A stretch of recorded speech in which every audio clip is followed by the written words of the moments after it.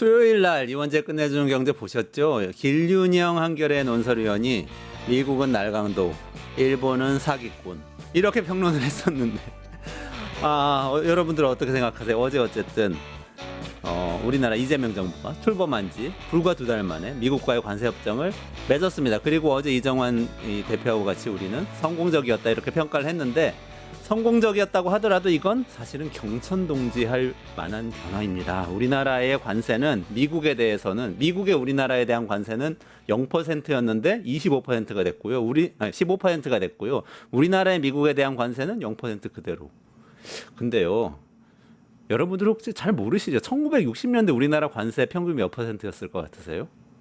40%였습니다. 40%. 우리나라가 외국에서 수입할 때 미국을 포함해서 미국 최혜국이었기 때문에 미국한테 제일 잘해줬는데도 30%대였어요. 그리고 미국은 우리나라한테 몇 % 매겼었냐? 6, 7% 매겼습니다. 6, 7 왔다 갔다. 그러니까 사실은 세상은 계속 바뀝니다. 바뀐 세상에 적응해야 됩니다. 새로운 경제를 만들어가야 됩니다. 이원재 끝내주는 경제에서 오늘 8월 1일 금요일 라이브를 시작하면서 한번 새로운 경제가 어떻게 돼야 되는지 여러분들하고 같이 고민을 해봤으면 좋겠습니다. 그런 의미에서 우리 세계 최고의 국제정치평론가 우리 이원재 끝내주는 경제에 처음으로 모시게 됐습니다. 문희정 평론가님 모시겠습니다. 안녕하세요. 어서 오세요. 안녕하세요. 네. 그래서 제가 아침 방송에서 네. 정말 훌륭한 평론을 하신 건 계속 봤는데 계속 알파고님하고 이승환님이 말씀을 너무 많이 하셔가지고 거기는 제대로 분석을 다 못 펼치신 거 아니에요? 그래서 모셨는데 맞습니다. 사실. 세 명이서 거의 멘트 싸움을 엄청나게 하거든요. 그래서 저에게만 이렇게 말을 할 수 있는 기회를 주셔서 저 너무 감사합니다. 좋습니다. 네. 오늘 그러면 최대한 풀어보세요. 제가 네. 절대 말 안 끊겠습니다. 진짜요? 네, 그럼요. 알겠습니다. 그래서 일단은 제일 궁금한 거는 네. 관세 협상이 한국과 미국 사이에 있었잖아요. 그리고 국내 언론 평가는 괜찮아요. 근데 외신들은 과연 이 우리나라 이재명 정부와 트럼프 정부의 협상 결과를 어떻게 보고 있을까? 정말 궁금합니다. 그 보는 눈이 비슷하다라고 얘기를 하잖아요. 외신들 역시도 사실 트럼프 대통령이 얼마나 변덕스럽고 얼마나 악랄한지를 다 알고 있는 상황에서 한국과의 관세 협상 뿐만 아니라 그 앞에 있었던 관세 협상들을 다 보면서 마지막으로 어제가 딱 그 날짜, 그러니까 8월 1일부터 관세 부과할 거야라고 한 마지막 딱 마지노선이었거든요. 그 마지막 협상을 한국과 한 모습을 보면서 평가를 내놨는데 비슷합니다. 굉장히 좀 긍정적이에요. 특히 이제 미국 주류 언론에서 특히 관심이 많았는데요. 뉴욕타임즈 같은 경우에는 트럼프가 위협한 25%보다 상당히 완화가 됐다. 15% 수준으로. 그러면서 6월 새 정부 출범한 한국에게는 굉장히 긴 여정이었다. 왜냐하면 한국이 굉장히 정치적 불안정한 상황이 6개월 이상 지속이 됐었잖아요. 네. 그 상황 속에서 관세 협상 역시도 굉장히 불안한 상황이 있었고 다행히 새 정부가 들어선 지 2달 만에 마무리를 잘했다라는 식으로 이야기를 했고요. 그 얘기를 그 정치 전문 매체인 폴리티코가 딱 했어요. 이재명 정부가 말 그대로 국내 정치적으로 굉장히 좀 승리를 했다. 승리라는 표현을 썼더라고요. 승리라는 표현을 썼어요. 그렇습니다. 빅토리 윈 이런 표현을 쓴 건가요? 그렇습니다. 그리고 CNN 같은 경우에는 만약에 정말 25% 관세가 부과됐다면 한국 경제에 상당히 재앙적인 상황이 그렇죠. 됐을 것이다라고 이야기를 했습니다. 그렇군요. 다른 나라 언론들은 어때요? 미국에서는 근데 그러니까 어쨌든 미국 언론은 미국 편에서 볼 텐데 아니 한국한테는 그렇게 좀 쌤쌤이다 내지는 한국이 조금 잘한 것 같다 이런 평가를 내린다는 거잖아요. 자기 나라 정부가 한국한테는 그렇게 많이 딴 것 같지 않다. 이런 느낌인데요. 근데 이게 미국 주류 언론이 관세를 바라보는 시각 자체를 조금 다르게 볼 필요가 있는 게요. 미국은 사실 그 정부가 민주당 정부든 공화당 정부든 상관없이 사실 외교 그리고 미국 국익과 관련해서는 한 모습으로 딱 뭉치는 모습을 늘 보여왔거든요. 그런데 희한하게도 트럼프 행정부의 관세 정책에 대해서는 사실 굉장히 좀 비판적인 관점에서 그래요? 많이 바라봅니다. 네네네. 왜냐하면 지금 이 관세 때문에 미국에 대한 신뢰 전체가 흔들리고 있을 뿐만 아니라 전 세계가 미국을 바라보는 시각 자체가 완전히 달라지고 있거든요. 그 시선에서 주류 언론들도 바라보고 있기 때문에 사실은 다른 나라들이 트럼프 대통령에 어떻게 대응하는지가 핵심이라고 볼 수가 있겠죠. 그래요. 그리고 저희가 왜 외신들 얘기를 참 많이 하게 되는 것 같아요. 최근 근래 몇 년 사이에. 왜냐하면 우리 언론이 뭔가를 제대로 보도하지 않는다라는 느낌을 갖게 되면서부터 그럼 도대체 외신들은 어떻게 보고 있어? 우리가 늘 우리 언론이 전해주는 외신을 보다가 이제 어느 순간 사람들이 직접적으로 외신을 보기 맞아요. 시작했거든요. 네. 그러면서 오히려 외신이 훨씬 더 그냥 객관적으로 드라이하게 잘 써준다라는 느낌이 들거든요. 네네네. 아무래도 국내 언론은 어떤 의도와 목적을 가지고 맞아요.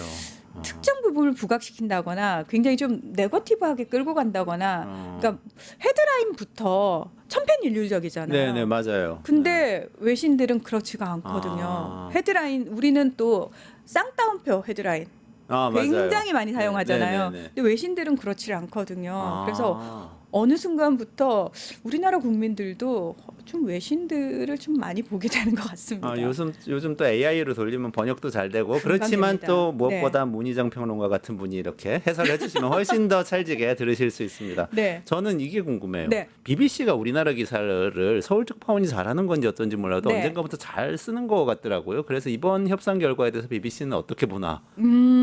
저도 사실 BBC 얘기를 되게 하고 네. 싶었던 게 뭐냐면 문재인 정부 때였을 거예요. 민족 정론지 BBC. 영국 언론인데 네. 우리나라 민족 정론지라고. 네. 오죽하면은 네. 오죽하면 사람들이 한국 언론을 믿을 수가 없어서 BBC가 차라리 더 정확하다. 그리고 BBC 같은 경우에는 한국 특파원이 한 명이 아니었어요. 그래요? 네. 이번에 그 불법 계엄 사태 터졌을 때도 네. BBC는 그 실시간으로 대여섯 명의 특파원들이 현장에서 생중계를 상당히 많이 했거든요. 네. 이번에도 이 협상과 관련해 가지고 진 맥켄지 서울 네네네. 특파원을 연결해 가지고 상당히 디테일하게 많은 이야기를 했습니다. 그래요? 네. 특히 이제 3,500억 달러. 이제 네네네. 뭐 이 금액이 우리가 미국에 투자하는 건데 우리가 이 돈이 어딨냐부터 시작해서 이제 맞아요. 부정적으로 평가하는 사람들은 그런 얘기를 많이 하는데 네네네.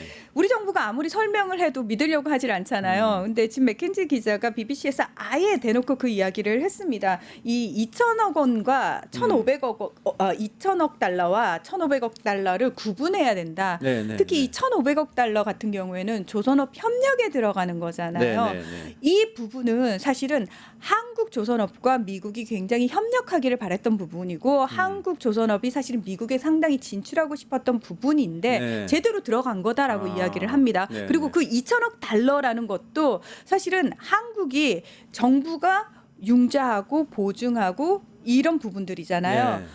이거는 사실은 원래 바이든 행정부 때 우리 기업이 약속했던 투자 금액을 네. 아직 실행하고 있지 않은 것들이 포함이 된 금액입니다. BBC에서 그것까지 분석을 하는 건가요? 굉장히 아주 디테일하게. 디테일하네요. 예. 그래서 실질적으로 한국의 기업들이 미국의 시장에 그런 부분에 있어서 굉장히 많이 진출하기를 원했고 그런 네네. 부분들이 일정 부분 실현이 된 거다라는 식으로 설명을 해줬습니다. 아니 듣고 보니까 얘기가 네. 되는 게 예를 들어서 우리나라가 뭐 원전을 중동에 수출한다, 뭐 아랍에미레이트에 수출한다 이런 발표할 때 있잖아요. 네. 그때 사실 아랍에미레이트 돈이 우리나라 원전 업체로 바로 오는 게 아니고요. 우리나라 산업은행 같은 데 돈을 빌려줘요. 거기다가. 그래서 거기서 그냥 공사하는데 그 현지에서 산업은행 돈으로 투자를 하는 식으로 많이 하거든요. 그런데 그렇죠. 수출 계약 맺었다고 하고 그 돈은 나중에 천천히 갚죠. 아랍에미레이트가. 이런 구조를 많이 하는데 혹시 그런 구조인 것처럼 설명을 한 것 같아요. 네, 게다가 이번에 그 이 협상단 내용들을 살펴보면 협상 내용에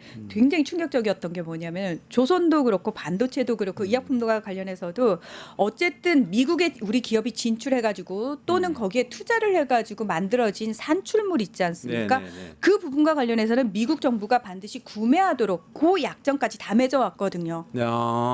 그래요? 그러니까 우리 기업이 그냥 괜히 들어가서 손해만 보고 나오는 거 아니야? 그렇지 않다라는 거죠. 기업 입장에서는 그렇다. 그렇습니다. 그 부분까지 BBC는 자세하게. BBC가 굉장히 디테일하게 다 짚었습니다. 그러면 BBC는 참 좋은 방송인 것 같아요. 언제 봐도 여전히 민족 정론지인 것 같습니다. 그래서 다시 민족 정론지 BBC라는 얘기가 나오지 않을까라는 생각이 듭니다. 그러게요. 네.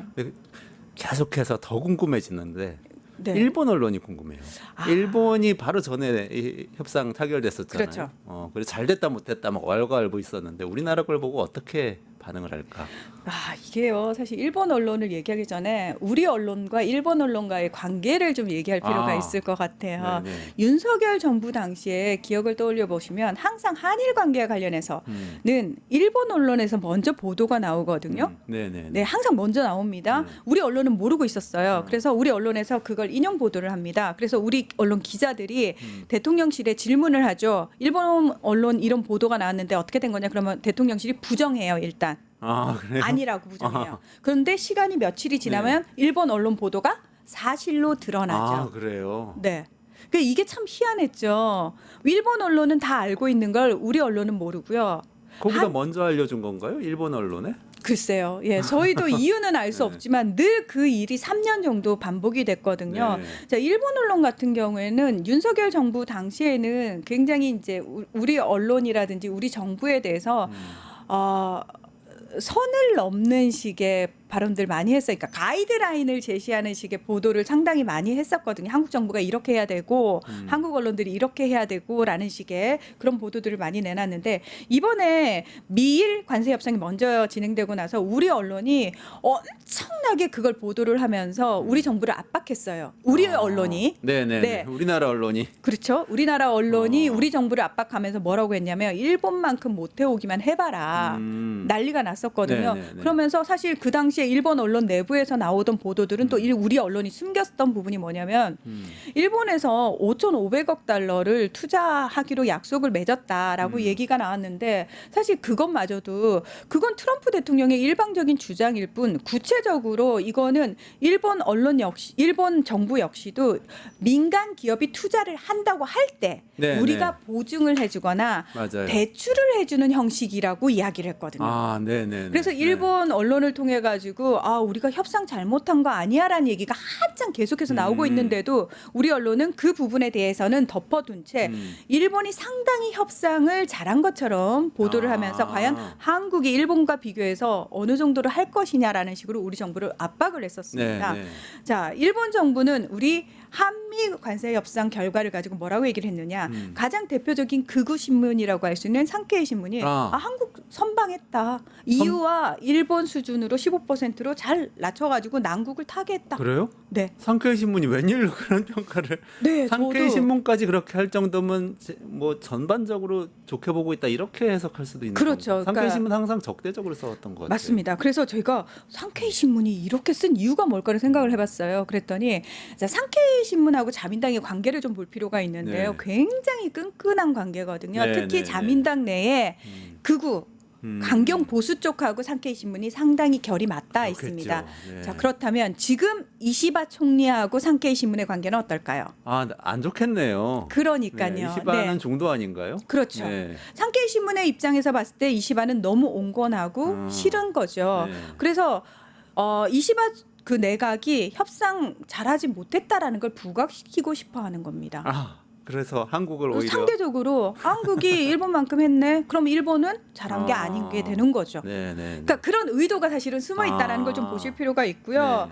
자, 그리고 이제 마이니치 신문 같은 경우에는 네. 한국이 조선업과 관련된 카드를 굉장히 잘 활용했다라는 분석 보도를 잘 냈습니다. 왜냐하면은 이 미국이 이 조선업과 관련해서 협력을 강력히 원하고 있었는데 미국이 조선업 협력을 강력히 원한 이유가 뭐냐면은 자, 미국의 아시아 태평양 전략이 대중국 견제로 바뀌었습니다.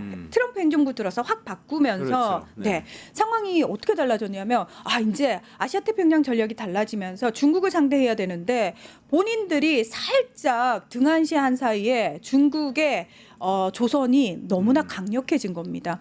지금 미국의 네네. 조선업은 어느 정도 수준이냐면 한창 뭐 화랑기를 띨 때는 조선소가 300곳에 달했다고 그러죠. 근데 지금 20곳밖에 안 됩니다. 심지어 그런 곳에서 1년에 생산낼 수 있는 선박이 한 척에서 3척 정도밖에 안 되고요. 그러면 지금 미국 군함의 보수라든지 수리, 유지 이런 거는 누가 그 능력도 잘 안 된다라는 겁니다. 그러네요. 자체적으로는 안 되니까 어쨌든 자체적으로 안 파트너를 됩니다. 찾아야 되는 상황. 그렇습니다. 그렇습니다. 그 파트너로 한국의 조선업을 주목을 한 거예요. 네네. 그렇기 때문에 사실은 이거는 중국도 예민해질 수 있는 부분이거든요. 아, 그렇죠. 네, 한국과 미국이 조선업에 있어서 이렇게 딱 결탁을 하게 되니까 중국 쪽에서는 또 그게 싫은 거죠. 어쨌든 그걸 겨냥을 하기도 했고 네네. 지금 당장 필요한 부분을 줄 수 있는 게 한국이기도 했고 그래서 조선업과 관련돼서 굉장히 미국이 많이 꽂혀 있었는데 우리가 마스가라고 네네. 해가지고 네. 야. 메이크 아메리카, 쉽빌딩, 그레이트 그렇죠. 어겐 이렇게 그렇습니다. 마스가 만든 거죠 우리나라에서. 우리의 조선업 기술과 뭐 인력 교육으로 다시 부흥시켜 드리겠습니다 하니까 뭐 미국 입장에서는 너무 좋은 상황인 거죠. 그래서 그 부분을 또 마이니치 신문은 짚었고요. 그리고 저는 일본에는 일본에서 5,500억 불 펀드 얘기할 때는 조선업이나 이런 디테일에 대해서 안 들어갔죠. 안 들어가 있는 거죠. 네, 안 들어갔습니다. 그럼 일본 입장에서는 일본도 조선업이 여전히 강력한데 그렇죠. 자기들이 선택 못 받았다 이런 생각할 수 있겠네요. 당연합니다. 그러니까 이게 일본에서 지금 얘기가 나오는 부분이 한국하고 이제 비교돼서 나오는 부분이 그런 부분이라는 거예요. 네. 한국은 3,500억 달러를 투자를 하는데 이 용도가 너무나 구체적이라는 거예요. 근데 일본 같은 경우에는 자 미국 쪽에서는 뭐라고 얘기하죠? 그거 우리가 어디에 투자해라고 하면은 일본이 투자하기로 했어. 그거 우리가 정하는 거야. 라는 식으로. 그렇게만 나왔. 네, 그렇게 미국은 그랬었구나. 주장을 하고 있는 거고 일본 정부는 무슨 얘기세요? 민간 기업이 투자가 들어가면 저희가 보증하는 거라니까요. 이렇게 동상이몽을 지금 이야기를 하고 있는 상황이니까 일본 언론에서 봤을 때는 한국 정부가 훨씬 더 디테일하게 협상을 한 걸로 보이는 게 너무 당연한 거죠. 그러네요. 우리는 1,500불은 조선 그리고 나머지 2,000억 불도 뭐 반도체, 바이오 등등 첨단 산업 다 이렇게 정해져 있습니다. 특정을 했죠. 그렇습니다. 그래서 우리 정부가 그 얘기도 했어요. 우리가 이 투자액을 결정을 할 때도 사실은 EU라든지 일본의 투자액과 관련된 걸 굉장히 많이 참고를 했다라고 이야기를 하거든요. 그러니까 우리는 저런 식으로 뭉뚱그려서 가면 안 되겠다라는 생각을 상당히 많이 했을 거라는 거죠. 그리고 거기에 대한 대응을 충분히 해서 갔다라는 걸 알 수가 있다는 거죠. 자, 그런데 일본 언론 중에서도 조금 더 이제 강경 보수 쪽인 니혼 게이자이 신문이 있어요. 니케이 경제신문이라고 하죠. 예. 여기서는 뭐라고 얘기했냐면 어쨌든 한국 자동차도 15%의 관세야. 그전에는 0%였는데 15%잖아. 그러면 우리보다 이제 경쟁 우위력이 떨어지는 거야.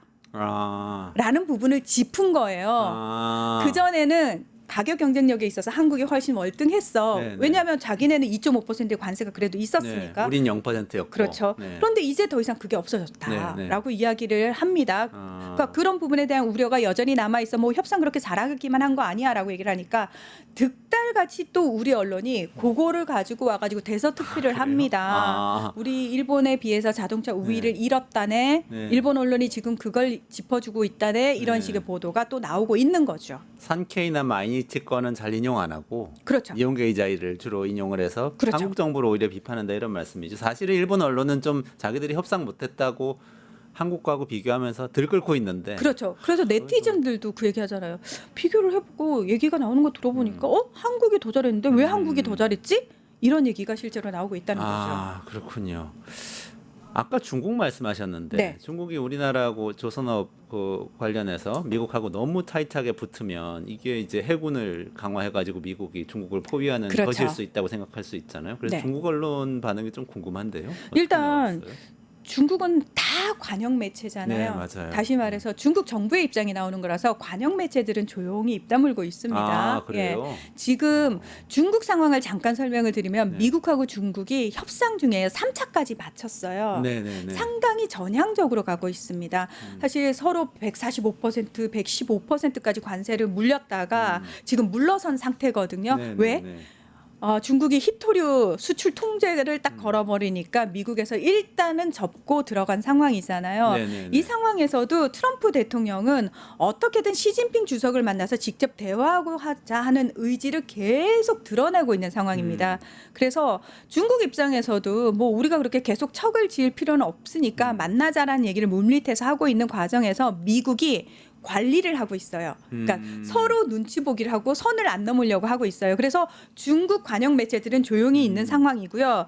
홍콩에서 이제 홍콩 사우스 차이나 모닝 포스트라고 하는 그 언론이 보도를 냈는데 한국이 수출 산업을 보호하고 빠르게 변하는 미국 주도 세계 무역틀에서 발판을 마련해서 일단 고통을 유예할 기간을 확보했다라고 굉장히 중요한 사실 위주로 이야기를 했습니다. 그러면서 여기서 또 짚은 게 뭐냐면 우리나라 재계 인사들이 미국을 방문을 해가지고 직간접적으로 굉장히 지원을 많이 했다라고 얘기가 나오잖아요. 네. 이 부분을 이야기를 했습니다. 그러면서 이 재계 인사들의 워싱턴 방문은 한국의 기술, 자동차, 조선산업에 얼마나 많은 이해관계가 걸려 있는지를 단적으로 보여주고 있다라는 부분을 또 짚기도 했습니다. 다른 나라 언론들 반응을 보니까 굉장히 네. 흥미로운 것들이 많이 있는데 지금 상호관세 협상이 네. 미국 입장에서 보면 끝난 거는 아니잖아요. 그렇죠. 조금 남아 있는 것들이 있죠. 네. 뉴스 보니까 멕시코도 뭐 이렇게 어떻게 좀 다시 90일 유예가 된 것 유예하기로 같고. 했죠. 네. 네. 다른 나라들은 지금 앞으로 어떤 일정으로 이 정리가 되게 되나요? 아니면 자. 8월 1일이라고 했는데 혹시 8월 1일 맞춰서 또 일방적으로 부과를 하기도 하고 이렇게 했나요? 네,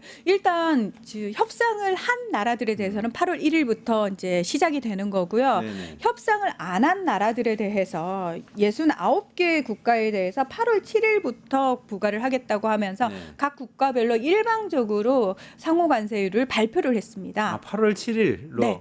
6일 미루면서 그거는 왜냐하면 우리가 관세를 받으려면 기술적으로 시간이 좀 필요하기 때문이야라는 핑계를 댔거든요. 자, 인도 같은 경우에는 25%고요. 아이고. 대만은 20%, 남아프리카 공화국 30%, 캐나다 35%, 아이고. 브라질은 50%입니다. 50%요? 자, 브라질 같은 경우에는요.